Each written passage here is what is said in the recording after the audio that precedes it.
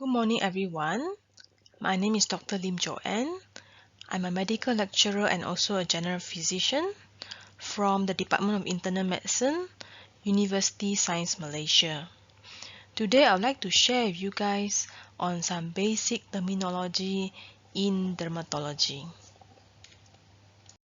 So for the outline of our topic today, I will roughly touch on the basic structure of our skin anatomy and what are the things that we need to take in consideration when describing skin conditions, and also what are the common types of skin lesions that we encountered in our daily lives. This is the basic skin anatomy, where our skin can be divided into three layers: the outermost epidermis, followed by the dermis, and our hypodermis, or also known as the subcutaneous tissue. As you can see here, the dermis consists of many appendages of the skin: our hair follicles, our sweat gland, sebaceous gland, the erector pili muscles, blood vessels, and also nerve endings. As for our hypodermis layer, it mostly consists of adipose tissue, also known as fat cells, surrounded by blood vessels and also nerve fibers. If we look into the layers of our epidermis, it is actually a complex brick wall made up of cells called keratinocytes, where they are produced from the basal layer, which subsequently mature to the spinosum, granulosum, lucidum, and lastly the corneum layers. The epidermis also consists of melanocytes, which produce melanin for our pigments, Langerhans cells for the immune function, and also Merkel cells for the sensory function. When we describe a skin condition, there are a few things that we need to take into consideration. Number one, the distribution of it. Is it generalized or localized? The site of it, the number, the size of it, the color, symmetry of it, the configuration, the morphology, any skin surface changes, and any secondary changes. For the skin distribution, apart from commenting whether is it generalized or localized, or whether is it symmetrical or not, we can also state whether is it a unilateral or bilateral lesion, whether is it truncal over the central region, or does it involve the acral over the distal extremities, and does it follow any dermatome pattern, or as illustrated in this figure, does it involve the Blaschko lines, or whether is it involving the extensor regions such as our elbow and knees, or the flexural regions, and whether does it involve the hair follicles, or does it have papules within a cluster forming a herpetiform pattern, and does it have any coamnous phenomena where the skin lesion appears over the site that has been traumatized, or whether does it involve any photosensitive regions where the skin is exposed to the sun, and lastly, whether does it involve any pressure sore areas. Sometimes we can describe the shape or the outline of the skin lesion, whether is it a nummular or discoid lesion, where it is usually rounded or oval in nature, whether is it a linear straight lesion, or sometimes it could be a target lesion where we can see multiple concentric rings like a dartboard, and whether is it an annular or ring-like lesion, and sometimes it could be a serpiginous or a snake-like lesion such as this cutaneous larva migrant. Next, we look into the color of the skin lesion.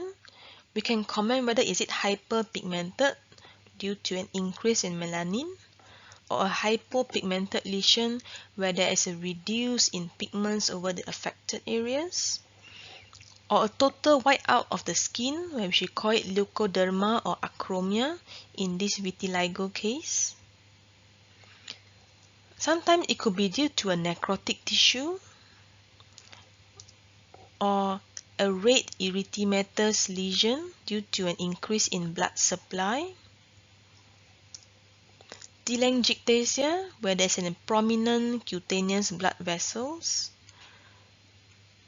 And purplish purpura, where we can see bleeding into the skin. If it's a small, we call it a petechiae rash. And if it's a larger lesion, we call it an ecchymosis. And this lesion is not blanchable with pressure. Let's look into the morphology of the skin lesion. It could be flat, elevated, or depressed.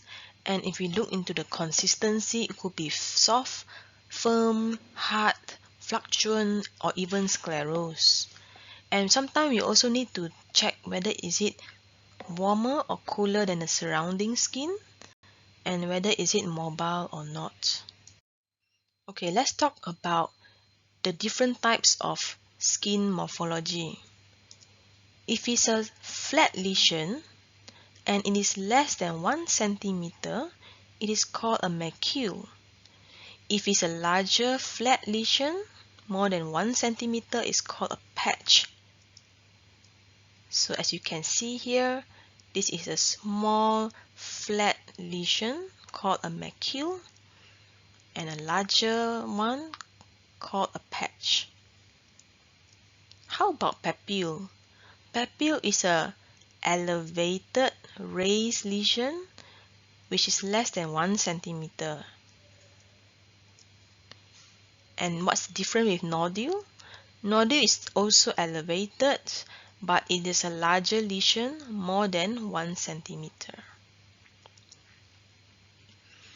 And for plaque, it is an elevated lesion, more than 1 centimeter, but the difference is it is a flat top. As you can see here in a psoriatic plaque, it is elevated more than 1 centimeter and the top is flat.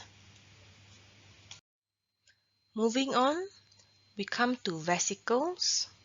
They are basically small blisters, usually less than 1 centimeter, containing a liquid, which can be either a clear liquid, serous, or hemorrhagic. How about bullae? Bullae is basically a larger blister, more than 1 centimeter.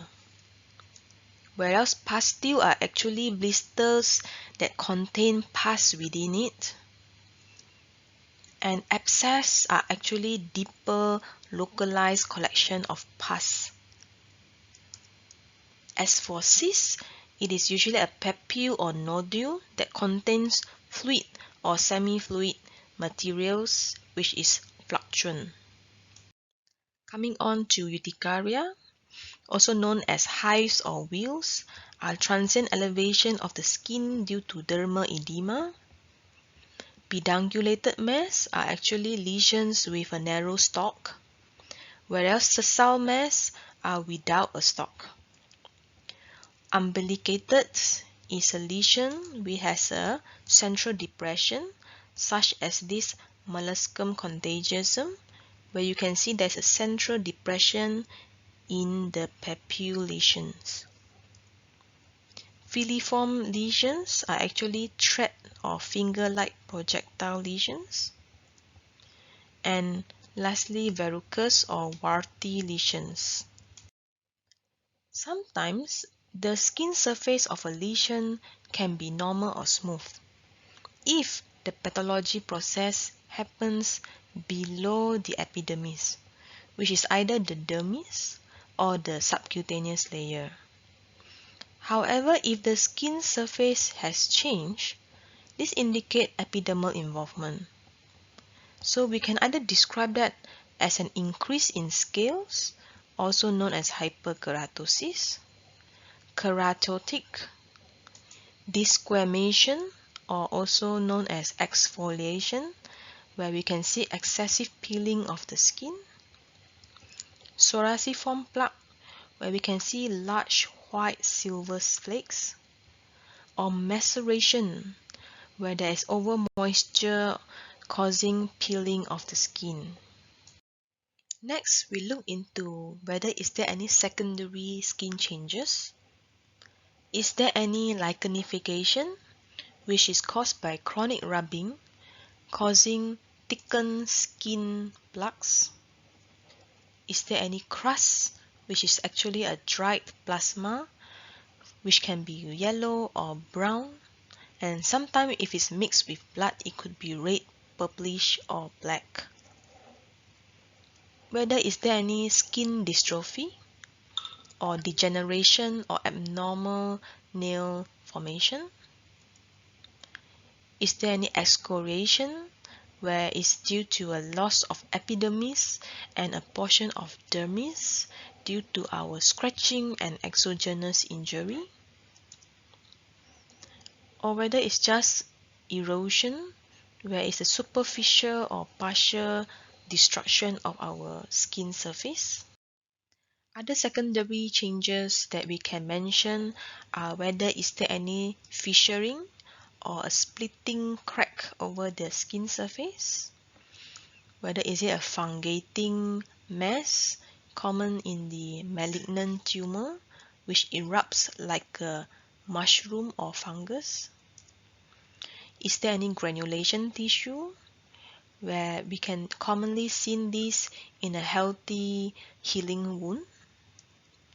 Is there any deep ulceration we can extend beyond the dermis? Is there any granuloma?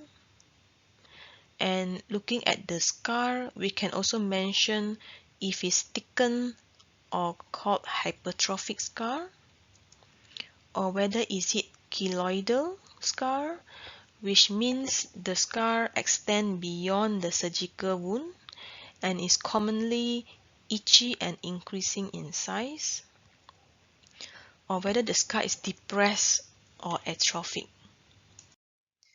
So this is my references. I hope you enjoyed this short video on basic terminology in dermatology.